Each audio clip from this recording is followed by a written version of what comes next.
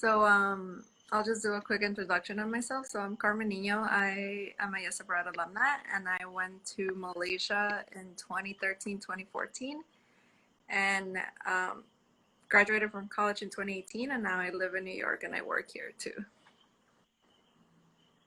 Hi everyone, my name is Christian Ilarraza Colon. I went to Turkey between 2013 and 2014.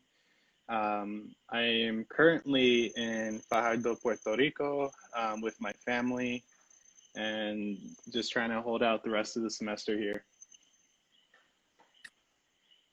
Okay, so I guess I'll just go through my whole my application process and why I applied to Yes Abroad. So I applied to Yes Abroad my senior year of high school. So I was applying as a gap year student. And the main reason for wanting to apply was just that I was really interested in doing a study abroad program. Um, and most of my friends had done like your typical countries like France and Spain. And what attracted me about Yes Abroad was just it was countries that I hadn't even heard about. Um, and it was just like what I thought was being part of like a very different community than I was used to.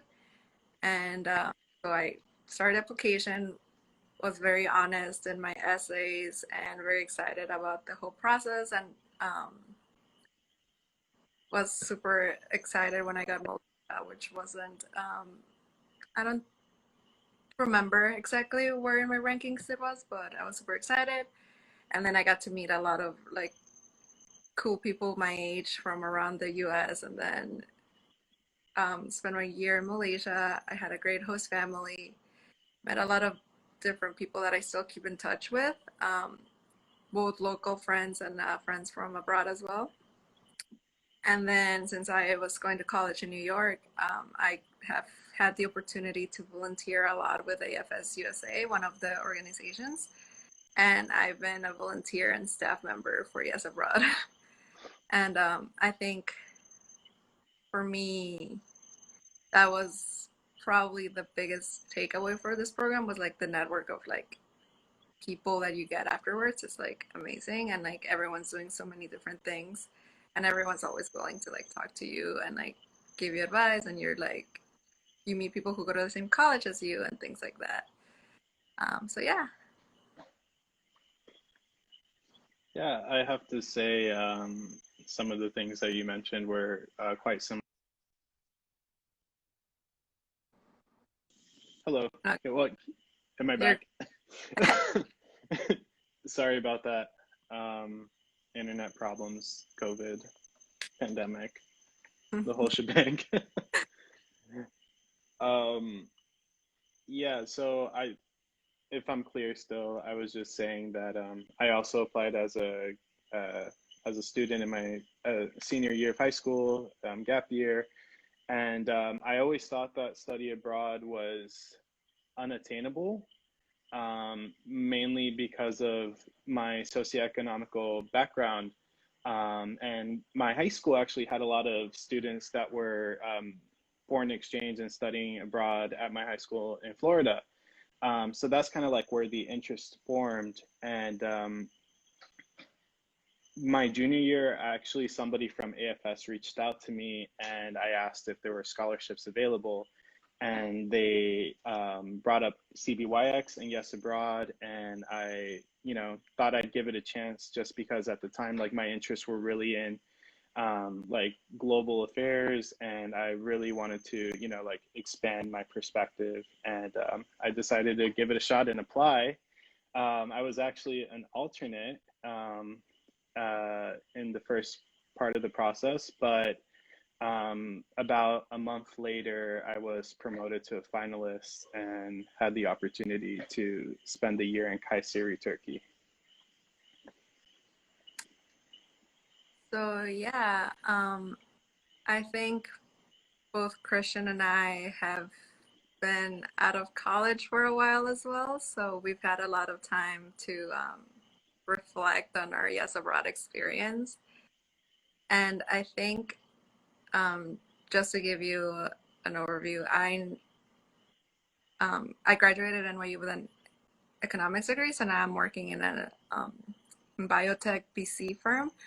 So even though like it might sound like my exchange year is very different to what I'm doing, I think a lot of the skills and a lot of the experiences that I had abroad really have helped me get to where I am right now. So like one of them, for example, for me is like talking to people, talking to new people, being able to like sit in a room and hear different experiences and different viewpoints that you kind of like are not exposed to, and being able to take them in and like process them and then be able to give your own opinion back is something that I didn't really have that much before my program. And being able to sit in Malaysia where there's like three different cultures and three different language, more than three different languages, um, was like a big learning experience for myself.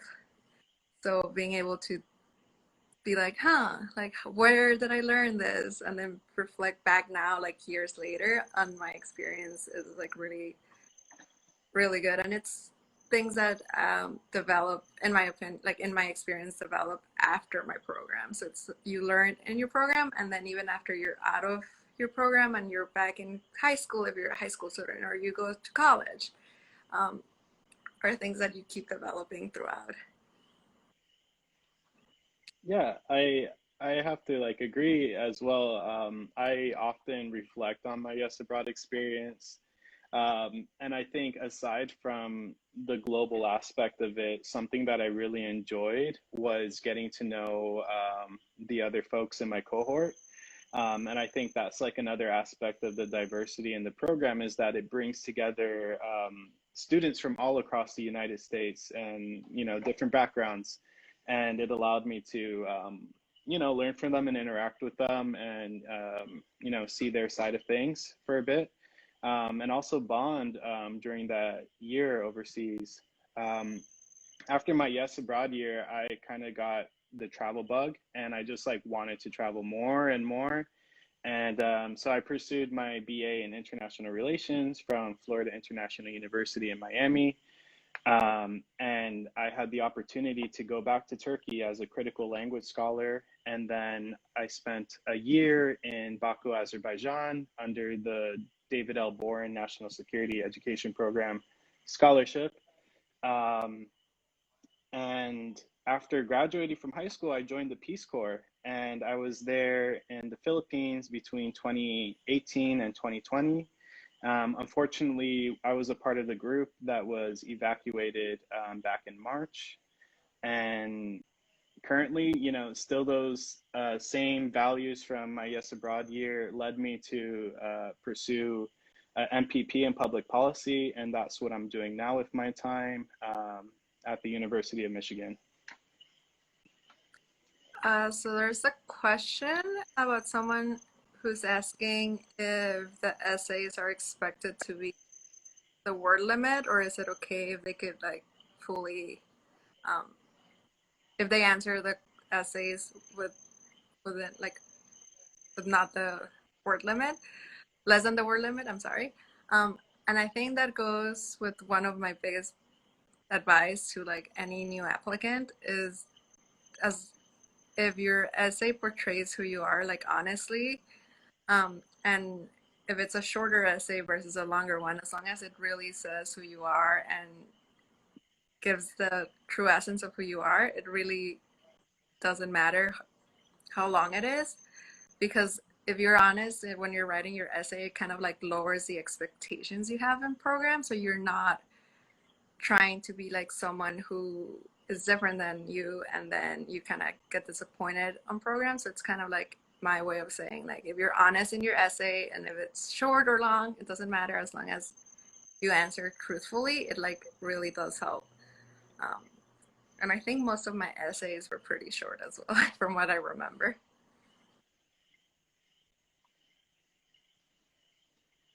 Okay. And then someone else is asking if the exchange program affects their grades in school.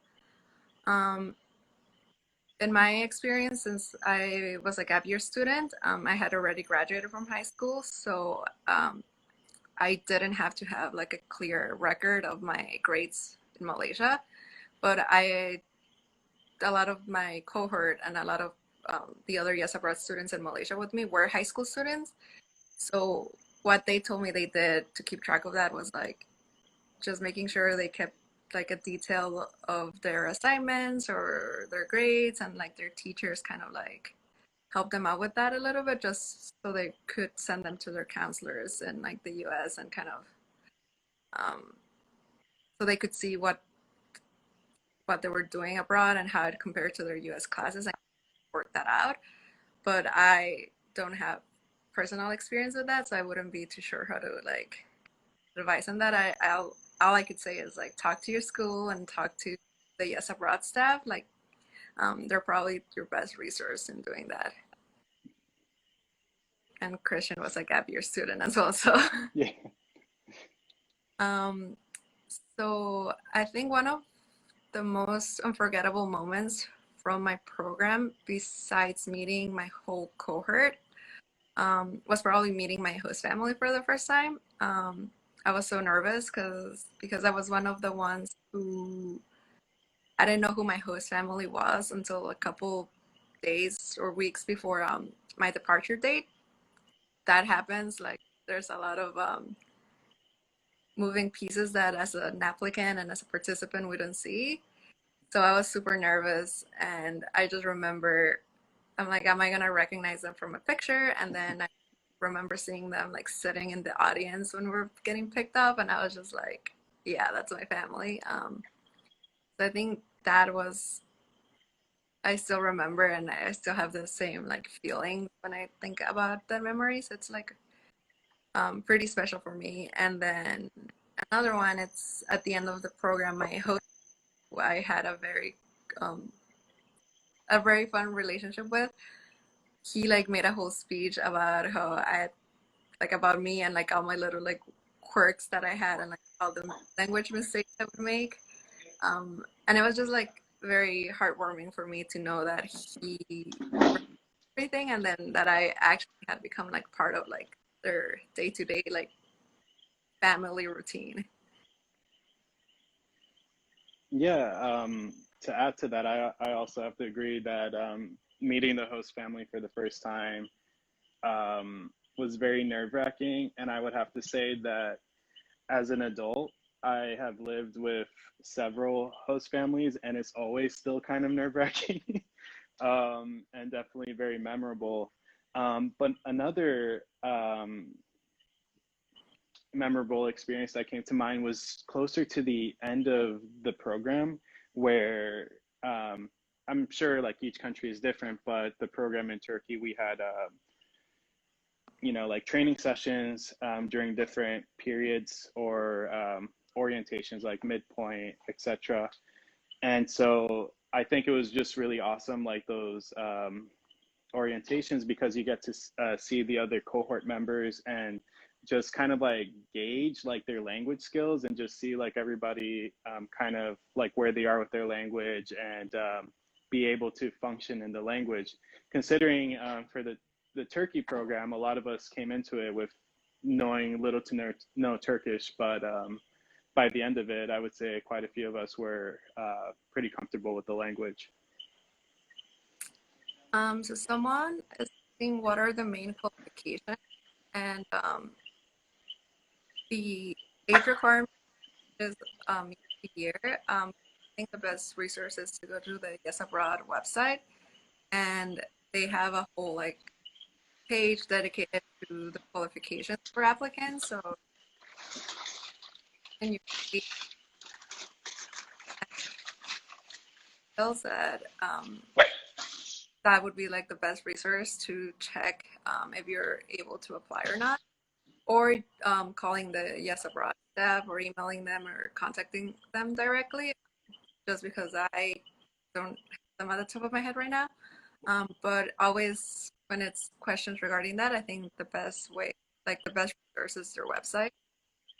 Um, and someone's asking, Christian, if you want to answer this, is what was it like being an American abroad in a high school in a different country? Well, it's always, I'm quite an introvert, so being, the new kid on the block in a new school was, a very nerve-wracking experience for me. But I think another aspect that I had to kind of come to terms with is that I was not only, the new American student at the school, but also I am, you know, an American of color, I'm ethnically Puerto Rican. So kind of coming to terms with that, because sometimes when I would, say that I'm American or from the United States, people wouldn't believe me. Um, but I think it was just also a great time to kind of show off the diversity that's within the United States and kind of like challenge that narrative. And that's definitely something that I have been able to incorporate into other aspects of my life and professional life as well, is just kind of like showcasing that, you know, concepts of what an American looks like is not like cookie cutter. So, sorry, my dog is barking. So, it's a great opportunity to do that. And it might be something that you don't think about, but it might come up in a school setting. Yeah, I have to agree with him. Especially like there's countries where some students will definitely stand out more than other students. And even in Malaysia, I kind of blended in with some of my peers at school. So they were like, "Oh, like, are you from the U.S.?" And I'm like, "Yeah." And they would kind of question. They're like, "You're not really from the like. You don't look like you're from the U.S." So it's kind of as like a Mexican American as well. I was something that I'd never kind of had to like explain to people here in the US before. So it was kind of getting used to that. But at the time, everyone in my school, at least in my personal experience, they were very excited to have someone who wasn't from the area. And everyone, there were times where everyone was like super excited to talk to me. And then there were like times where they wouldn't talk to me because they were like busy studying for their exams or busy like going to their tutoring classes.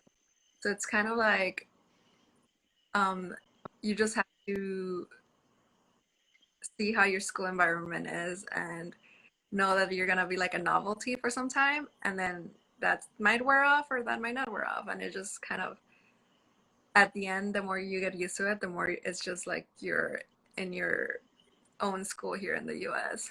And I think Christian's having connectivity issues again. I think no, he's Can you back. hear me? Yeah, Yeah, sorry about that. that's fine.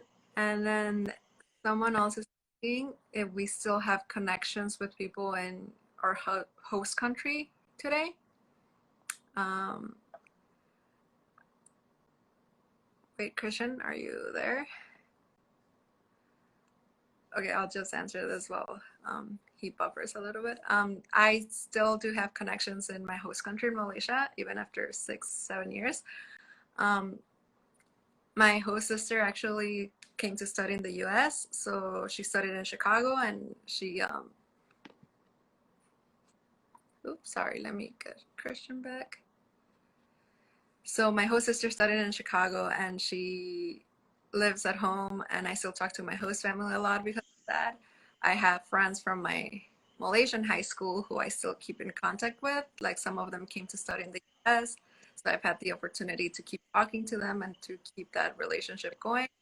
And even some of the volunteers that I met in AFS Malaysia that I became really good close friends with, and I still talk to them on and off. I was traveling to South Korea last year, and one of the volunteers was in Seoul as well, so she like texted me, sent me like a WhatsApp message, and I was like able to catch up with her after not seeing her for like a couple of years. So definitely, if you put in the effort, you'll be able to keep connections with people like have across the world. Yeah. So I'm assuming the question was, about maintaining connections. Hmm. Uh, I've had the opportunity to visit Turkey a few times after my year abroad, and it's I don't know, it's like amazing. I love it. I love Turkey in general, but just I've been able to maintain those connections with like my classmates, and we still chat on and off. Like on Instagram or Facebook Messenger, what have you. But it's just great that that connection is still there. And back when I was in Turkey in 2019, like I had the chance to also visit my former host family. And it's great to see how they've changed. And also I had like two younger host siblings, and to see like how much they've grown. Like, wow, time has gone by so fast. But it's definitely possible to maintain relationships.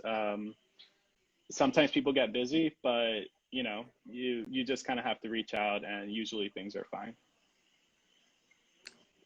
Um, one of There's another question about someone asking why like a short-term program versus a longer term. And for me, I decided that a long-term, like a 10-month program was the best fit for me, um, just because it takes me a while to get used to new things. And I felt like for me, the first and second month um, were a way for me to develop like being comfortable in my new host country and like comfortable in like my new living situation. And being able to do that in a 10-month program really allows me to like experience the whole cycle and kind of get used to it, live it as a local teacher, and then kind of wrap it up and start getting ready to come back home. And it kind of gave me more time to adjust. It was easier for me to adjust because I had more like a longer time frame.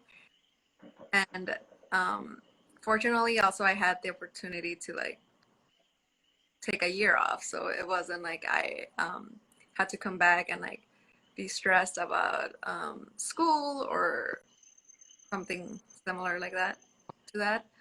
Um, but I feel like a 10-month program allows you to kind of delve into your host community a little bit more, into your country.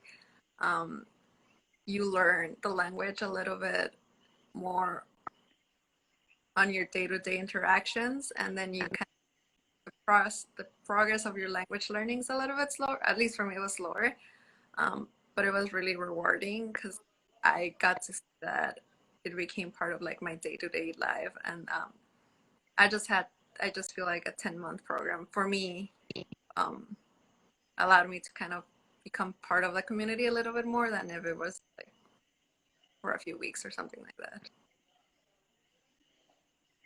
Yeah, and yeah, just to add, like I think at the time I personally wasn't considering the duration as a factor for choosing um, a year versus a shorter term. But now as an adult or as an older person in my mid 20s, God, um, For looks to decide.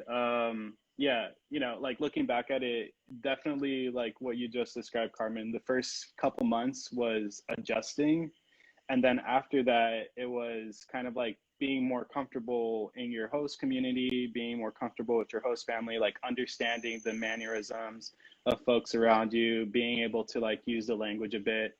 And I think to kind of not to like hate on short-term programs, but it's much harder to do that in a short-term program, I think. And a program that's 9 to 10 months long allows you to really navigate a variety of situations and actually immerse yourself in the culture. And I personally preferred that in hindsight. And you've had the opportunity to do short-term programs as well, right? With Yeah. So when I did CLS, that or the Critical Language Scholarship, that one is about 2 months. It's like I think around 8 weeks. And it was a great experience. I really enjoyed it, but I personally would have preferred like more time to just be there and to interact with folks around me. So someone's asking about the age limit. Again, I would refer to the Yes Abroad website, where they have the specific like age limits, like the minimum age you have to be and the maximum age for uh, students to apply. So go check out their website. It has everything like laid out for you. So Christian, what is your best advice for someone thinking about applying to the program? My best advice,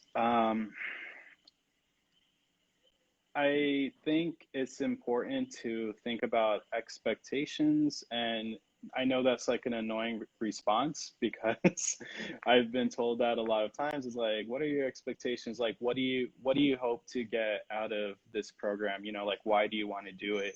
Is something that you can possibly ask yourself while you're working on the application. I know I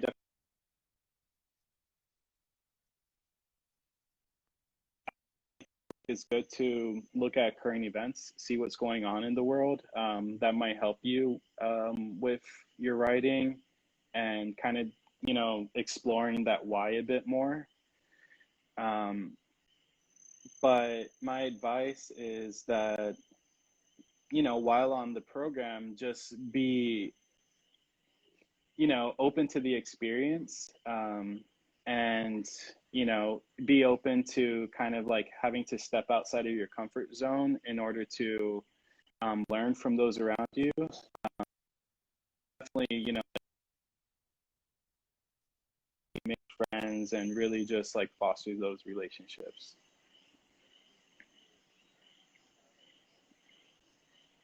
Yeah, I agree with what Christian just said. And I think it's also like give yourselves enough time to make sure you guys fill out the application properly.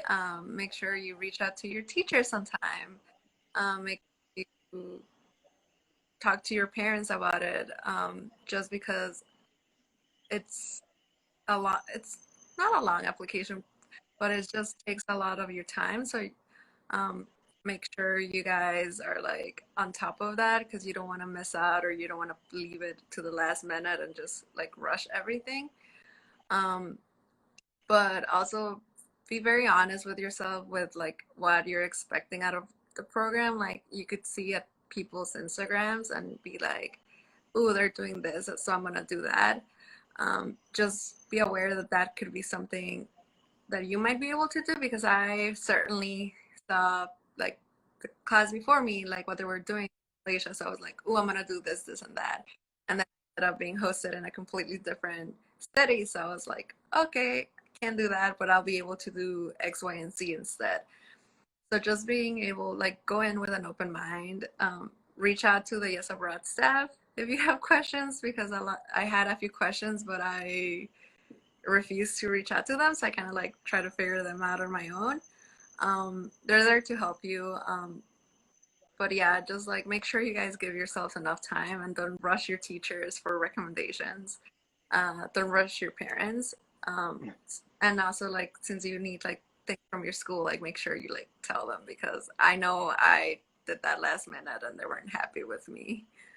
Um, so yeah, I think that's my biggest advice that I have for you guys. If you guys have any questions regarding the application process or about being in program, you guys are more than welcome to like ask them. Or if Christian, you have anything else you wanna say to them. Right. I just right now when you were mentioning like the recommendations, I'm not sure how many students or applicants need to have now. But I do remember kind of like frantically scrambling to get those in, because I think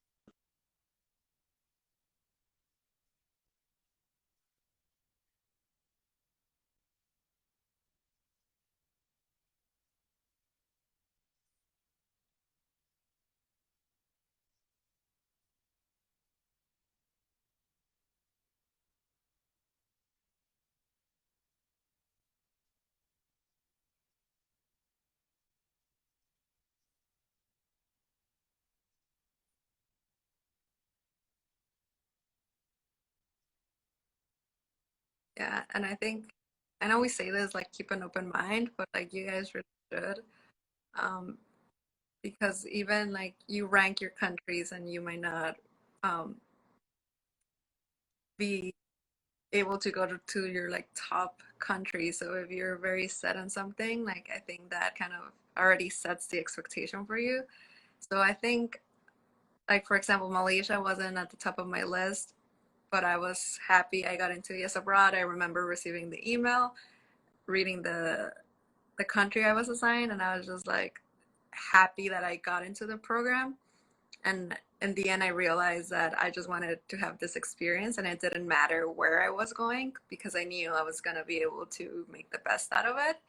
And it turned out to be like one of the best 10 months of my life so far. And it's been a while, and I still think about it, and I still talk to everyone about it. And I enjoyed um, the Yes Abroad program so much that I volunteer with them quite often. So um, yeah, so I think being open and being curious about everything um, is my best advice. And don't close yourself to the possibilities of other countries if it's not um, what you had in mind. Hello, I just wanted to check, is my audio working? Yeah, it's working. Okay, cool. I just wanted to touch back because I'm not sure like if I cut out earlier about the recommendations, but I just wanted to, I guess, reiterate that it's important to, start your application early and get in touch with those recommenders, so that they can really, you know, let the Yes Abroad team know why you're so fit for this program, why you're so awesome. It's super important. So yeah, um, I think we're good on time with that. And if you guys have any other questions that you think of after this, or like any other very specific questions to yourself, I would say to email the Yes Abroad staff, and they'll be able to help you more with individual questions or with any general questions you guys have. But yeah, I think the Yes Abroad program really does impact you more than that year, and it really does shape kind of like how you think and how you see things, and even the paths that you end up taking. um, so for me, this was very formative in my like late teen years. um, oh god, I sound so old when I say that. But it really, in retrospect now, like once I think back, I'm just like, that's an experience that I'm lucky to have because not everyone has that privilege of having. So it's something that I really treasure, and that I really kind of, even in interviews now, I kind of like push forward because it really does help you a lot.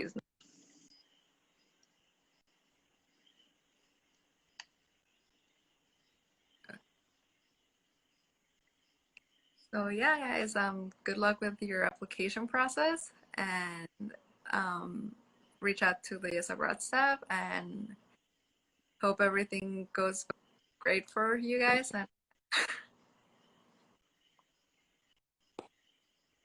oop, I think Christian, do you have anything else, or Oh, no? Sorry, I'm sorry. I'm not sure if I'm cutting out. no, I think you're good now. Okay. Yeah. Yeah. To reach out to Yes Abroad, or I don't know if it's possible, like if they could also reach out to us.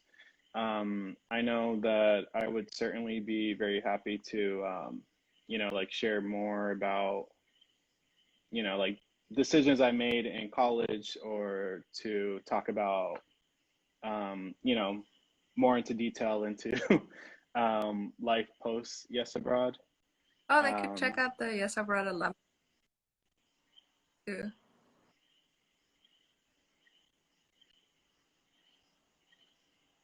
hmm. Are you? I don't know if you cut off or you were saying something. Oh, yeah, I think I'm good now. Sorry. You're like cut off.